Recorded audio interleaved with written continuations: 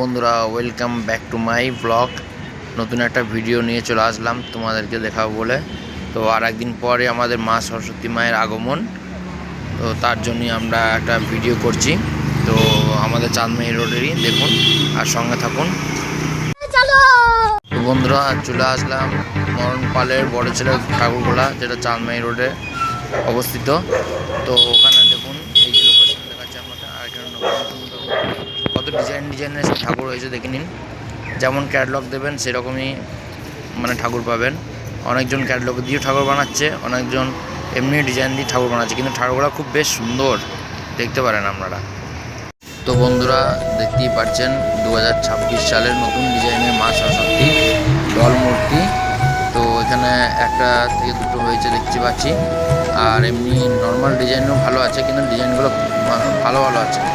এই দেখুন একটা ডল মূর্তি, আর এই প্রথমে একটা আপনাদের দেখালাম, এগুলো দেখছেন কত সুন্দর হয়েছে। আর এই একটা ডল মূর্তি আমার তো খুব ভালো লাগলো। আপনাদের কেমন লাগলো সেটা আমার কমেন্টে জানাবেন। আর 2026 সালে এটা নতুন মডেল, নতুন মূর্তি। তো দেখছেন তো খুব সুন্দর হয়েছে। এরকম বাইরেও একটা রয়েছে কত সুন্দর ডিজাইনের, খুব সুন্দর ডিজাইনের কিন্তু ঠাকুরগুলো শিল্প তৈরি করছে। এটা একটা ডল মূর্তি আছে, কিন্তু এটা ক্যাটলগ দিয়ে করছে।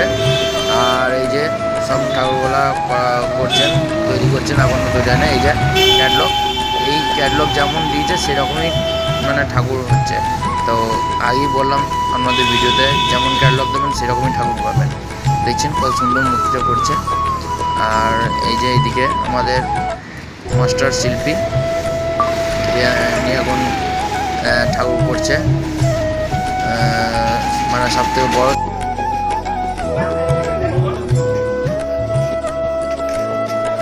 তো বন্ধুরা, ফাইনালি রং করা শুরু হয়ে গেছে। আজকে তো 22 তারিখ, 23 তারিখে মা সরস্বতী পুজো। তো আর হাতে মাত্র একটা দিন বাকি। তো রং করা শুরু হয়ে গেছে। দেখতে পাচ্ছেন কত সুন্দর ডিজাইনের মূর্তি।